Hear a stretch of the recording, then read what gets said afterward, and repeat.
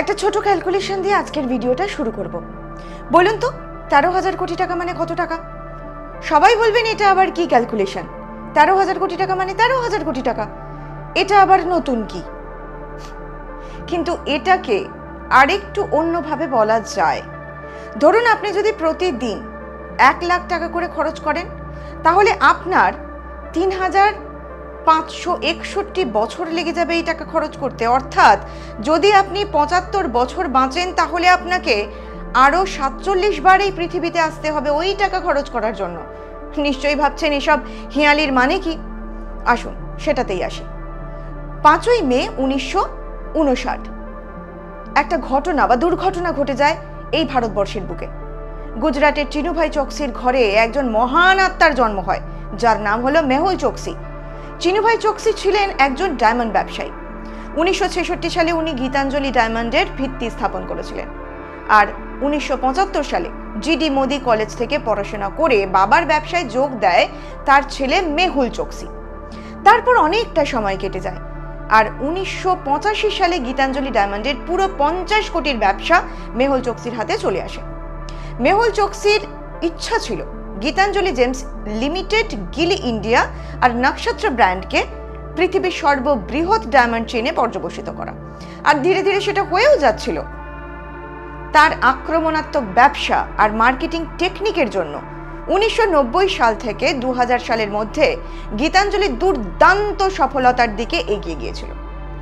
2005 সালের মধ্যে গীতাঞ্জলি সারা পৃথিবীতে 4000 শাখা তৈরি করে ফেলেছিল, আর 2006 সালে একটা বিখ্যাত আমেরিকান ডায়মন্ড কোম্পানিকে কিনেও ফেলেছিল। তার ব্যবসা নব দিগন্ত স্পর্শ করছিল। এই সময় বেলজিয়াম থেকে মুম্বাইতে তার গুণধর ভাগ্নে এসে এই বিজনেসের নোংরামিগুলো শিখতে আসে এবং শেখাতে আসে। সেই মহান ব্যক্তির নাম আপনারা সবাই জানেন, নীরব মোদি। এই নীরব মোদি তার নামের মাহাত্ম্যর কদর দেখিয়ে নীরবে নিভৃতে জালিয়াতির কাজ করে যাচ্ছিল। পরবর্তীকালে ইডির ইনভেস্টিগেশনের তথ্য অনুযায়ী জানা যায়, গীতাঞ্জলি, গিলি বা নক্ষত্র ব্র্যান্ডের ডায়মন্ড রিং বা নেকলেস ইত্যাদি যা দাম দিয়ে কাস্টমাররা কিনেছে, সেটার অ্যাকচুয়াল প্রাইস 3 থেকে 7-8%। মানে কেউ যদি 10 লাখ টাকা ডায়মন্ড কিনে থাকে, তার আসল মার্কেট ভ্যালু হবে মাত্র 30,000 থেকে 70-80,000 টাকা। মানে ভাবতে পারছেন কি পরিমাণ জালিয়াতি হয়েছে কাস্টমারদের সঙ্গে, আর কি পরিমাণ জাল ডায়মন্ড বিক্রি করা হয়েছে কাস্টমারদের। আপনি ভবিষ্যতের জন্য ডায়মন্ড কিনে থাকতে পারেন, বা কাউকে গিফট দেওয়ার জন্য কিনে থাকতে পারেন, বা আপনার স্ট্যাটাস সিম্বল বাড়ানোর জন্য লাখ লাখ টাকার ডায়মন্ড কিনে থাকতে পারেন। কিন্তু তার দাম যদি আসল দামের 3 থেকে 8% হয়, তাহলে বুঝতে পারছেন কি পরিমাণ আর্থিক জালিয়াতি করা হয়েছে। 1 কোটি টাকার ডায়মন্ড কেনা হয়েছে গীতাঞ্জলি থেকে, বিক্রি করার সময় গিয়ে আপনি পাচ্ছেন মাত্র 3 লাখ টাকা। কিরকম মনে হবে আপনার? মানে মেহুল চোকসি বছরের পর বছর ধরে সারা পৃথিবীতে কাস্টমারদের রীতিমতো টুপি পরিয়ে স্টুপিড স্যার ফর এভার বানিয়ে দিয়েছে। 2015 সাল থেকে 2017 সালের মধ্যে গীতাঞ্জলি ডায়মন্ডের ব্যবসায় প্রচুর লোকসান হয়। 2018 সালের জানুয়ারিতে পিএনবি সিবিআই এর কাছে অভিযোগ দায়ের করে এবং মে মাসের মধ্যে ক্ষতির পরিমাণ 14,000 কোটি টাকা ছাড়িয়ে যায়। 1-2 কোটি টাকা নয়, 13 থেকে 14,000 কোটি টাকা। এখন নিশ্চয়ই বুঝতে পারলেন শুরুর ক্যালকুলেশনটা কেন করেছিলাম। প্রতিদিন যদি 1 লাখ টাকা করে খরচা করেন, তাহলে 3,561 বছর লাগবে আপনার ওই টাকা খরচা করতে। ভারতের টপ ইঞ্জিনিয়ারিং কলেজের যদি 10 লাখ টাকা কোর্স ফি হয়, তাহলে 1,30,000 স্টুডেন্টসের বিনামূল্যে ইঞ্জিনিয়ারিং শেখানো যাবে। লক্ষ্মীর ভাণ্ডারে 1,60,00,000 মহিলাকে প্রতি বছরে যে টাকা দেওয়া হয়, তার পরিমাণ মোটামুটি 12,000 কোটি টাকা। এই টাকা দিয়ে 1 বছর 2 মাসের জন্য এই প্রকল্পকে ফান্ডিং করা যাবে। হাসপাতাল, school, infrastructure project, new factory, আরো বিভিন্ন সামাজিক কাজ করে লক্ষ লক্ষ মানুষের কর্ম, পড়াশোনা, স্বাস্থ্য ইত্যাদি সুনিশ্চিত করা যেত এই টাকায়। কিন্তু সে টাকা কোথায় আর কিভাবেই বা করা হলো এই জালিয়াতি? এই কেলেঙ্কারি 2011 থেকে 2018 সাল পর্যন্ত মুম্বাইয়ের পিএনবির ব্রান্ডি হাউস ব্রাঞ্চে সংগঠিত হয়। মেহুল চোকসি এবং নীরব মোদি ব্যাংকের কিছু কর্মকর্তার সাথে মিলে জালিয়াতির মাধ্যমে লেটার অফ আন্ডারটেকিং LOU এবং foreign letter of credit FLOC issue করে। এই LOU গুলি বিদেশি ব্যাংক থেকে ঋণ পেতে ব্যবহৃত হয়, যা কথিতভাবে মুক্ত আমদানির জন্য প্রয়োজনীয় ছিল। তদন্তে প্রকাশ পায় যে চোকসি এবং নীরব মোদি ব্যাংকের কর্মকর্তা গোকুলনাথ শেট্টি এবং মনোজ খারাতের সঙ্গে মিলে এই জালিয়াতি চালায়। LOU গুলো কোনো অনুমোদিত ক্রেডিট লিমিট বা ফিক্সড ডিপোজিট ছাড়াই ইস্যু করা হয়। এই লেনদেনগুলো ব্যাংকের কোর ব্যাংকিং সিস্টেমে মানে CBS রেকর্ড করা হতো না, যার ফলে জালিয়াতি বছরের পর বছর ধরে লোকচক্ষুর অন্তরালে থেকে যায়। লেটার অফ আন্ডারটেকিং হলো এমন একটা ইনস্ট্রুমেন্ট যেখানে ইস্যুয়ার ব্যাংক অন্য ব্যাংকে গ্যারান্টি দেয় কাস্টমারদের টাকা দিতে বা ধার দিতে, যাতে সে বিদেশ থেকে র মেটেরিয়াল বা অন্যান্য প্রোডাক্ট কিনতে পারে। লেটার অফ আন্ডারটেকিং হলো কাগজপত্র মানে কিছু ডকুমেন্ট যেখানে PNB তার letter head, stamp, sign use করতে মেহুল চোকসিকে এই মর্মে দিত যাতে সে বিদেশি কোনো ভারতীয় ব্যাংকের শাখা থেকে লোন নিতে পারে। Mehul Choksi Hong Kong, Malaysia, Thailand ইত্যাদি দেশের বিভিন্ন দেশি বিদেশি ব্যাংকের ব্রাঞ্চে ওই কাগজটা জমা দিত আর বলতো, দেখুন PNB থেকে আমাকে রাইটিং দিয়েছে, মালপত্র কেনার জন্য আমাকে টাকা দিন, তা পরিশোধ করার দায়িত্ব PNB-র।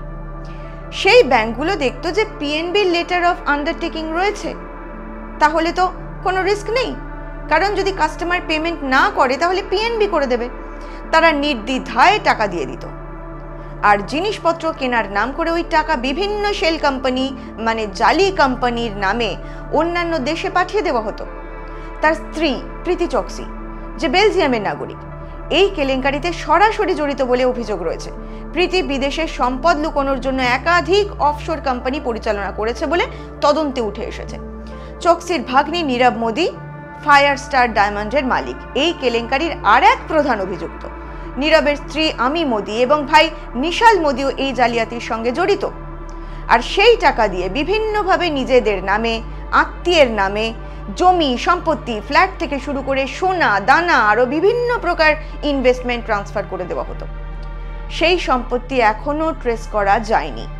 ভারতবর্ষের কিছু সম্পত্তি বিক্রি করে 2500 কোটি টাকা এর মতো ফেরত পাওয়া গেছে, কিন্তু এখনো পর্যন্ত 13,800 কোটির থেকে 2,500 কোটি টাকা বাদ দিয়ে যে টাকাটা পড়ে থাকে মানে মোটামুটি 11,000 কোটি টাকা, সেটার কোনো হদিশ নেই। তার জন্যই এদেরকে ভারতবর্ষে ফিরিয়ে আনা দরকার। 2017 সালে চোকসির ক্যারিবিয়ান দ্বীপপুঞ্জের অ্যান্টিগুয়া এবং বারবুডার নাগরিকত্বের জন্য আবেদন করে এবং নভেম্বরের নাগরিকত্ব পায়। এটি তদন্তকারীদের মতে পালানোর একটা পরিকল্পিত পদক্ষেপ ছিল। মানে 2018 সালের জানুয়ারি 2 তারিখে দেশ ছেড়ে পালানোর অনেক আগে পয়সার বিনিময়ে ওই দেশের নাগরিকত্ব নেয়। ওই দেশে নাগরিকত্ব নেওয়ার জন্য আপনার যদি $1 লাখ থাকে, সেটা গভর্নমেন্টকে দিলে আপনি নাগরিক হয়ে যেতে পারবেন, মানে 80 থেকে 85 লাখ টাকা। বা যদি আপনি ওখানে 1.5 কোটি থেকে 2 কোটি টাকার কোনো প্রপার্টি কেনেন, তাহলে সে দেশে নাগরিক হয়ে যেতে পারবেন যদি আপনার দেশে মানে নিজস্ব দেশে কোনো পেন্ডিং কোর্ট কেস না থাকে, আর যদি আপনার কাছে পুলিশের নো অবজেকশন সার্টিফিকেট থাকে। 2018-তে পালিয়ে যাওয়ার আগে 2017 সালে মুম্বাই পুলিশের থেকে সে নো অবজেকশন সার্টিফিকেট পেয়ে যায়, কারণ তখন ওই ফ্রডের কোনো চিহ্ন মাত্র ছিল না, গোপনে সব হচ্ছিল। অতএব মুম্বাই পুলিশের পক্ষে সেটা অগ্রিম জানার কোনো জায়গা ছিল না। 2018 সালের জানুয়ারির 2 তারিখে ভারত থেকে পালিয়ে সে প্রথমে USA যায়, সেখান থেকে অ্যান্টিগুয়া চলে যায়। ওখানে কিছু ঝামেলা শুরু হলে 2021 সালে সে আবার ডমিনিকা চলে যায়। 2021 সালে CBI, ED, ministry of external affairs chartered ফ্লাইটে করে ডমিনিকা পৌঁছয়, কিন্তু মেহুল চোকসিকে ফেরত আনা যায়নি সেখানকার আইনগত ঝামেলার জন্য। শোনা যায় যে মেহুল চোকসি ওখানকার বিরোধী দলনেতাকে টাকা খাইয়ে ভারতবর্ষে আসার থেকে বিরত থাকে। 2023 সালে ইন্টারপোল চোকসির বিরুদ্ধে রেড কর্নার নোটিশ প্রত্যাহার করে, যা ভারতের প্রত্যর্পণ প্রচেষ্টায় বাধা সৃষ্টি করে। 2024 সালে চোকসি এবং তার স্ত্রী প্রীতি বেলজিয়ামের অ্যান্টওয়ার্পে চলে যায়, সেখানে ব্লাড ক্যান্সারের চিকিৎসার জন্য থাকছে বলে দাবি করে। তারা বেলজিয়ামে F রেসিডেন্সি কার্ড পায়, যদিও অভিযোগ রয়েছে যে তারা জাল নথি ব্যবহার করেছে। 2025 সালের 12 এপ্রিল বেলজিয়াম কর্তৃপক্ষ ভারতের প্রত্যর্পণের অনুরোধে চোকসিকে গ্রেপ্তার করে। বর্তমানে মেহুল একটি হাসপাতালে আটক রয়েছে। মেহুল চোকসির বেলজিয়ামে গ্রেপ্তার ভারতীয় তদন্তকারী সংস্থাগুলোর জন্য একটি উল্লেখযোগ্য সাফল্য। তবে প্রত্যর্পণ প্রক্রিয়া জটিল এবং বেশ কয়েকটি কারণের ওপর নির্ভর করে। বেলজিয়ামে প্রত্যর্পণ প্রক্রিয়া দুটি পর্যায়ে বিভক্ত: রাজনৈতিক প্রশাসনিক সিদ্ধান্ত এবং আইনি শুনানি। চোকসির গ্রেপ্তারের অর্থ বেলজিয়াম কর্তৃপক্ষ ভারতের অনুরোধ গ্রহণ করেছে। এখন আদালতে ভারতের পক্ষে বেলজিয়াম সরকার লড়বে। চোকসির আইনি দল জামিনের জন্য আবেদন করবে এবং তার স্বাস্থ্যের অবস্থা মানে ব্লাড ক্যান্সার এবং অন্যান্য কারণে প্রত্যর্পণের বিরোধিতা করবে। তারা শীর্ষস্থানীয় ইউরোপীয় আইনজীবী নিয়োগ করেছে, যা প্রক্রিয়াটিকে আরও দীর্ঘায়িত করতে পারে। এত বছর ধরে সেটাই করে এসেছে এরা।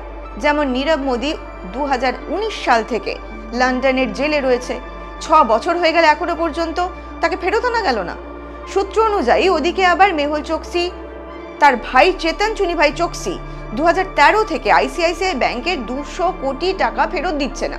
সে আবার বেলজিয়ামে বসে আছে, তার কোম্পানিও বেলজিয়ামে, ডমিনিকো এনবি। পুরো ফ্যামিলিটাই হচ্ছে একটা জালিয়াতি সংস্থা।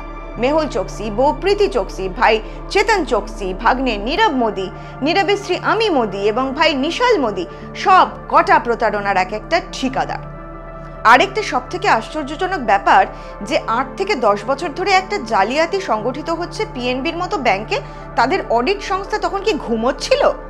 শুধুমাত্র 1-2জন ডেপুটি ম্যানেজারের ঘাড়ে দোষ দিয়ে পুরো ব্যাপারটা ধামাচাপা দেওয়া যায়? কোটি কোটি ভারতবাসী এটাই চায় যে এই দুর্বৃত্তগুলোকে পুরো পরিবার সমেত ঘাড় ধরে ভারতবর্ষে ফিরিয়ে আনা হোক, আর তাদের দেশে বিদেশে সমস্ত সম্পত্তি বিক্রি করে পুরো টাকা পুনরুদ্ধার করা হোক। আর সেটা যে কবে হচ্ছে এখন সেটাই দেখার।